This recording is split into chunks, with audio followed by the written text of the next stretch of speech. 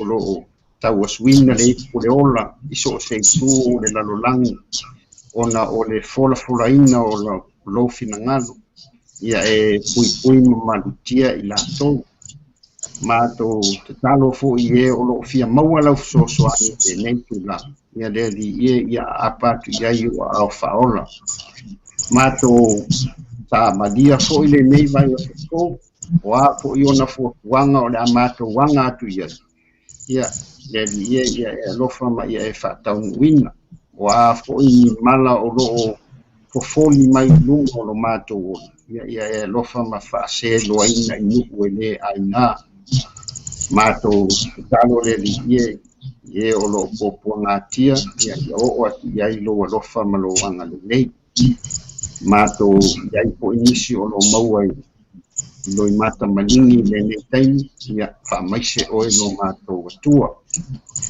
o lo matou talo ia e alofa ma ia e fa'amanuia ia o lo'o feagai magaluega i lenei tulā iai fo'i nisi o taimi o lo'o matou sauniuni atu iai po a fuafuaga o totoe o lenei aso ia fa'ataunu'uina e lauafio le alu o le talelei ma le upu folafola ona o finagalo lo matou atua i lenei tulā ia fa'ataunu'uina e lauafio matou talo i fuafuaga o totoe o lenei aso ia e alofa ma ia e fa'ataunu'uina i le aga lelei o lauafio ia o le matou talo lenā le ali'ia fa'atasi ai ma le tatalo lilo o le tagata lava ia e tu'uina atu i luma iā te oe ina ia faia pe'ai lou lava finagalo ae lē o matou loto ona o iesu lo matou ali'i fa'aola ua matou ole ma vala'au atu ai nei amen Amen. O le a tātou toe pese, i le pese tasi se lau iwa sifuru. Tasi se lau iwa sifuru le pese tātou te pese ai.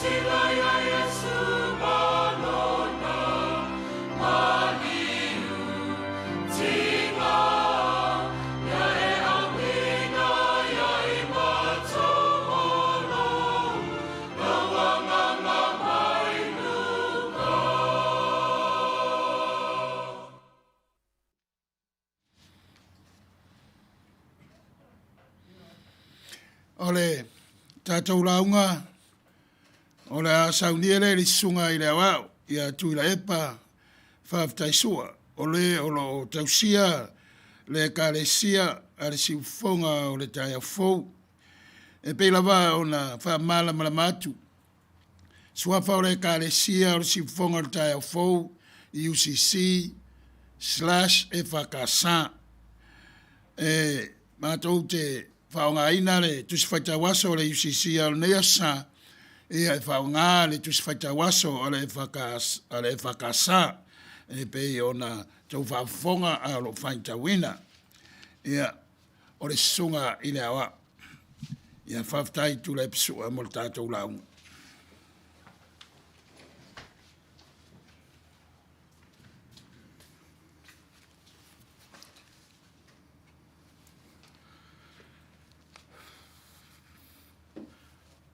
O le launga, i le suafa manu malo, i le suafa pa ia, i le suafa mamalu, o le tātou atua tō tasi pa ia.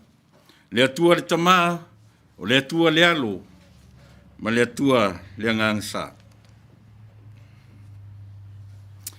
O le manatu au tū whea ngai ma le so, i le whaitawina o le tusi whaitau aso le whakasa. Whapeano na manatu au tū, laulau whaiva afi, o laulau whaiva afi, tongues of fire. Laulau whaiva afi. E tele ni tala a Samoa, e oe. E ta uai le ta ua le afi. E ta uai foi le matautia ma le tala fea ngai o le ngā ruenga le afi. I tala whaasoropito Samoa. Au e ta fefe le afi le ua mu mai leitu. Tangata ue fai puleo sala fai. Peselina.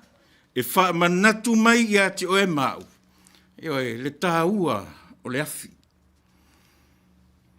E tā ua o le afi matala o le vavau na fuai foi o na ai mea vela. Le atu nuu o Samoa, ina ua ftoa maua tala o le afi. Ma le ano o tala e mana tua ai le foi vaenga o le natura, o le ngā luenga wha le atua po na ngā luenga fofoa. Ua sawaina le nei atu nuu le nei vaitaimi. Ua longo a le lalolangi. Iso se tafo le nei ke lope le ngata o tala o le whaamai. Ia awa watu ai ma le maliu o le iuli po me le ke uli to tono le nei atunu. Le li o George Floyd. E lo to e lilo i la lo. Io e le susunuina o ai. O le afi ua mu sai. O wha ai longa na o le ita ma le whaamata. Aisea. E iai vaenga onga o le soifua mleora o lo tu mau ai o e mau le tangata soifua. E tele ni mafuanga na mafua ai o na tusi e luka na tusi lea i ngā ruenga al au apostolo pe on whetawina. E tasi leo mafuanga sili lo na tāua moa o la vaia. Whai mai a luka o le whaoratanga na whaia i Yesu. E le mo na o tangata Israelu maiuta. A o le whaoratanga mo tangata uma o le lalolangi. Ai ona luka o le tangata onu ese ua mafua ai ona whapea nisi o ana tusinga. E maua lunga i ta ofi o le mai. Le toe whaata oto ni au lape, ma toe whawhatu se ala fua mausali. E fito i tonu i le vasenga leo apostolo. Ia marlosi le whatuatua mata mai le ngangana. E tu lei ai le wheau lea. Ia vave o na o i Roma. A wa a whai e vave o na whatala le leia taitai o le maloroma. O le whai totoa le leifo i lea mo le lalolangi a toa. A wa o le tala le lei mo tangata uma. The good news for everyone, not for the Jews only. O le atua ma le afi. God and fire. O le fe au tu li loa lea o le neiva yasa fea ngai ma le nganga pa ia. A o le nei la vaso ua taua o le aso sa o le Pentekoso. O le a le Pentekoso. E le na musa moa le upu O le upu e no mai le upu e leni. Even the English word Pentecost was originated from the same Greek term. O lona winga, o le 5 aso, ina ua mavae le whaamanatu ina o le paseka mo le 8 aso. Po o vai aso o whainga ai, Feast of Weeks. O le aso e ave ai uruai, fua au pitosili o na le lei o whaatoanga mo le li. O le aso e manatua ai e iuta ma Israelu, le tuina atu e le tu, le tu la fono ia i latou i le maungo Sinai. O lona winga, o le aso e whaapitoa, mo mawhaanganga mo na o tangata i utai alawaia. E le a fia ai tātou tangata onu ese peitai. O le toe tū manu malo i Jesu, manona toe a fia ai le langi. Ai awina mai le nganga pa ia. Lea ua tātou lanu whaatasi ai mai utaia i le aso le nei. Ua tā ua o le aso Pentekosto. Po le aso salo na fitu e whase fulu i vai aso i le whaitau whaakewisiano. Talu o na mawai le maliu ma le toe tū o Jesu. Ai na whaamanatu e ai. Io e. O i tonu lea e a matatu ai le tusi lea aluka i ngā ruenga wha apostolo. Ua uma le taimia onga a o whai masoo. Now it's time to hit the road and take the gospel to Rome and everywhere else. The Great Commission. Ngā ruenga na wha apostolo. O anga ruenga. O toe tā penanga a Jesu mō rātou a ole ia fioa e le langi. O ngā ruenga e toe ti mai ma wha manatu pēa. O lo le ngā ruenga mua, lona mta upu mua. Wha manatu wha pēwhea. Ia au alawa ne i au tautu ua i Jerusalema. A ia wha tali i le mea na fola ina le tamā, o tau wha alongo ai i a tiao. O le ale mea na fola ina, o le nganga pa ia. O lo o vali mai i le whenga inga tuai. Na amata mai i lau ele o ai kupito, ma le whaoratanga na whaia i le toto le tamai mamoe. Se i o lava i Sinai, le mea na tuina tuai le tūlafono. E a fua ai o na wha manatu pēa le paseka e utaia. Mana ia si whasiwhaitau lea a Jesu i le au apostolo. Si au ali i na whewai ma Jesu i le tolu tausanga, ai au noa ma se isi na i tea se mea o le atupu. Io e. O lona winga sa muli po ngi sa lava le au apostolo. A o lea ua manino le mata o le vai, ina ua toe tu ma Jesu. Manino fa pefea. Manino lo la tau wala awina e fai ma apostolo. O tangata ua ta pena fa pitoa e Jesu e au natu. O tangata e fa ta pena ina ia awina atu. O lato matafa yo ia na tō mailangi. O tangata lato te wha wau le tala le lei o le maliu ma le toi tu o Jesu i tulu inga uma o le lalolat. O nei toi tā penanga rawa ia a Jesu ia na wō. O na tu ua ai lea o le mafutanga. Tau tuana ma o tau se ngai. Ia no nofo pea i Jerusalema ma whaatalitali se ia fio mai lea nganga. Ia whaatalitali ma ngā lurue. Ai le o le whaatalitali nofo si mea tātou. O le nganga na te au mai le mana. O le mana na te utu pupuina o tō fufonga. Au wā le whaawawina o le whiau lea. O lona winga o le mana e whaangangana ina o tau. Au wā le tala ia o le tala le lei e keriso Jesu. Ma le whaoratanga mo tangata uma. Lea ua mata le mta upu e rua i le taalili mai o le leo mai le langi. O le matangi na whaamatala le kenese. Na angi maa lie ma mumoli mai a le sāwalinga a le atua i le whaatoanga o e tena. A o lea fo i la ua toe tā ua e luka i le tusi o ngā ruenga. O le leo peisea i se matangi ua angi tele mai. O lona winga ua malosi le matangi. O le matangi la vai e le ngana whaatusi pa ia. O lona winga o le marasi anga o le nganga o le atua, the spirit's power. O le matangi o le nganga pa ia o le atua. Fai mai ua whaatumulia ai le fale atoa. Ua au mai fo i le matangi po le nganga pa ia lauro faiva ua peini alo yafi. ua wha pepe i o lato lunga. Laurau whaiva ma le afi, e wha pefea o na feso o tai ia mea e lua. So le ele whaingo fie o na wha matala nei mea. Te i wha pea fo i o lima na au mai wha tasi ma le afi. A wai whaingo fie lava o na tango atu lima, ma ta pe le afi. Ai lea o le nā le wha moe o le tala lea. Ara o lea, o le ngā luenga wha apostolo lava ia, e mo o mia le ngangana e mo moli ai le whiau. E mo o mia whaiva ma ngā luenga le laurau whaiva, na te wha matala le ngangana wha le atua. E wha awai le whiau o le tala le lei lea. O le afi e tū lua na tino mai. O le tū le lei ma le tū leanga. O le afi e susunu i nai le o tauta ma wha ma mai le si o manga. E ma whai fo i o na wha leanga i nai mea o ngā ma mea tō tino. Io e ma mū ai le tangata.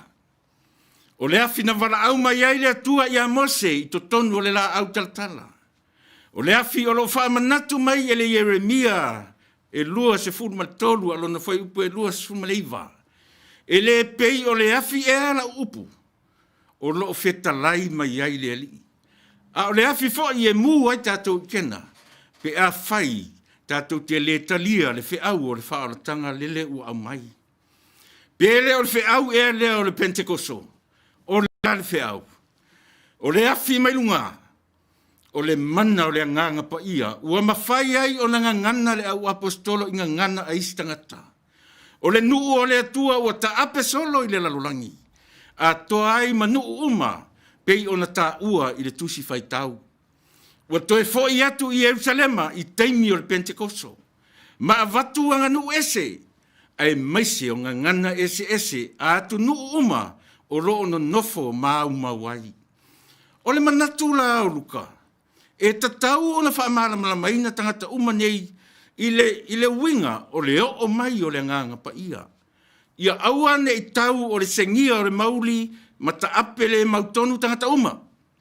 O le a le mauli o sengia. O le nofoanga lilo. E mauai le nganga o le atua i le tangata. O fea le nofoanga. O le o ngā totonunga le mu o oe mau. O lona winga. So se tangata ke rutiano. E tau o ngā totonu ke riso i lona orla. Ai ala ona sengia le mauli o le tangata ma so ona ofo ai. Ona e ese le mea lea o ngā totonu ma taula i ai le soifua whatuatua. E le o malama fo i le loto ma le mafaufau i mea o lo tutupu i lona si o mianga. Ua whapena malava le olo papelu ma lona fausiaina ke nese se fulu maltasi. Foi mua si i o i le iwa. O le olo na fausia i le anganga te e wā ma le whaamau alunga. A o le mana mai lunga na whaanunumi le ngangana ma le tau ai lau o le whaamoemoe o le olo lea. Ia tau rona tumutumu i le langi. I o he, o le tama o laurau whaiva. O le masosili o nei titi o le tino. E le whaalango foi se pona aivi lo na malosi. Ai le mawhai o na atoa le ngangana. Pe a le tino mai o na tiute mawhaiva. O a whaiva o le masolea. E wha matala mai. Ma tō lau atu. E a fua ai lo na ingoa. Lau whaiva. O tiute ia mawhaiva o le ai tūtino. E lau atu upu o le alofa. E tautalatu i upu e ola ai le anganga. Ai lo upu e oti i mawhano ai le tangata. Peita i o le afi. E iai lo nei tū le lei o lo whangaina i le tala lea o le Pentekoso. O le afi o avea mamana o le anganga na te leo ma whaatonu fo lau le laurau whaiva. O le laurau whaiva na te alangaina le whiau o le toe tū ma leola. Ai le o le laurau whaiva e mo mori ai le whiau o le tau whaaleanga e oti ai. Ma tupu mai ai whewai inga ma le ino sia. God and fire will be the theme for this week. We shall reflect over the next 7 days on how we discern this fire that comes from God as recorded in the biblical text. Fire is one of the 5 natural elements such as earth, water, air, sky, and fire that comprise our universe according to Indian philosophy. Fire holds two significant characteristics. Fire is seen as purifying agent, and on the other hand, as an agent of destruction. The passage today speaks of the fire that came from above, enabling people to talk in the native languages of others, overcoming tongues of confusion that dispersed people when the Tower of Babel was built, Genesis 11, 1-9. Whereas the Tower of Babel was built with the greedy intention of reaching the heavens, the people gathered here to celebrate a holy festival, the Feast of Weeks. Every day we do create our world based on the way we use our tongues. Do we use our tongues to make life better for us and people around us? Or are we using the tongue just to make ourselves comfortable? This is the question that this passage asks. Our answers live in our daily deeds. God of grace, lead us into using our tongues compassionately, so the people who hear us will not be disturbed, but comforted. Jesus himself speaks the language of love and forgiveness. Listen to one of his 7 words on the cross. He said, "Father, forgive them, for what they know, not what they do." Yes, the tongue speaks of love and forgiveness. The only reason why he came back to life, because of his love for all of us. In Jesus' name, manuetele le asusao le Pentecoso. Amen.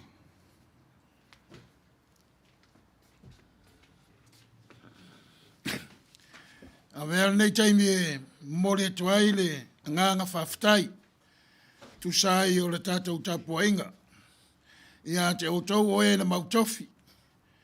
Whaitawina ma le wholawholaina o a whionga pa ia le tātou watua. E le ngata i lea o a tātou tāsanga. Mole tele le whaftai i lau sunga le awao. O lo tausia le ka le sia le si ufonga le tai au fau.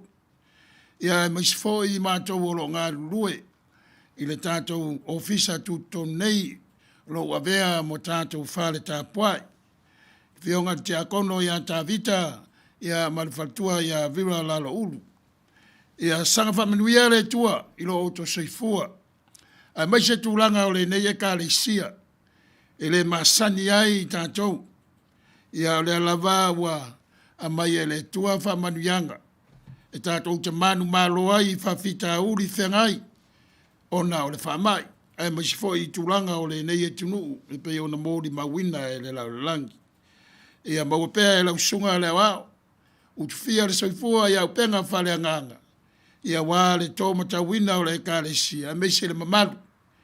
Ua mawhai o na whasotai mai. O le tātou wha...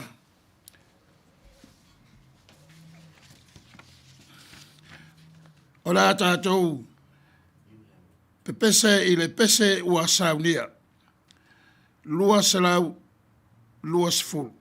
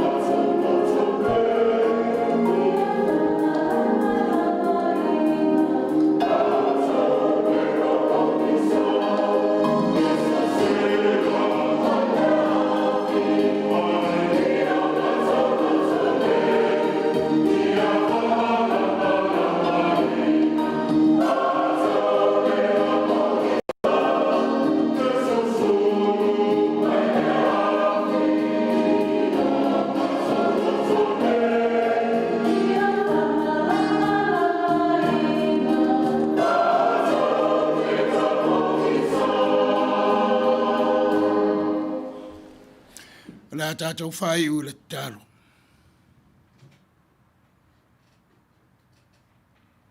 Ia leo leo ina ma tausia I tātou e le alofa tu noa le tua le tama. Le mafutanga lilo marengang pa ia e tātaina ma whātou whalau I lo tātou wola ma lo to soifua. Le manuia ma le file mu sa ili mai pea o lo tātou wali I whaola o Yesu Keriso. Nei maso uma e whaavavau lava. Amen.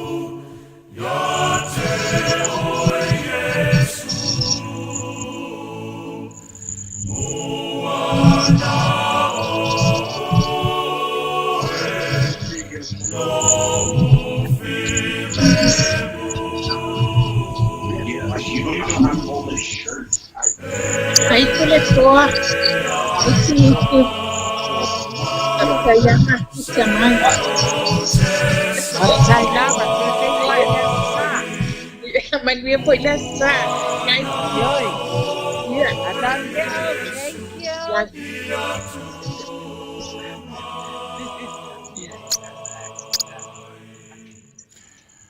Avel nei avanoa mori tuai le nganga whaftai. Pa ia mara mamalu wala tunu o mawhai o na wai. I le nei sauninga e pei o na tātou whaia. I tūlanga whanei o na pō. Ale e kare sia si ufonga o tai a fau. I UCC e whakasa. Pa ia o le au whainga ruenga le tua. Tupu mai e o le tunu. Ia ai maise le malosi. O le tātou watunu o Samoa, whea lava le vaenga o le laulangi wa e maua mai ai, ma langolango ina ai, le nei sauninga. Mori atu le nganga whaftai, matu la mātou whamanuia, I lo tau soifua, o alava tūlanga o fuafuanga I sailinga malo I atunu I whafo, po Samoa, ia iai le tua, lona file mu ma lona manuia. Ia manuia le asa le Pentekoso. I le nei vaenga o le larolangi o lo mato iai, awa o le tūlanga o Samoa, New Zealand, Australia, ia o le asa o ananafi. E sui aso sui taimi, ai tu maulava le alofa tu no le tua pe o na launga ina, e lana au auna I le nei asa. So I fua ma ia manuia, I le suafa o Yesu Keriso. Amen.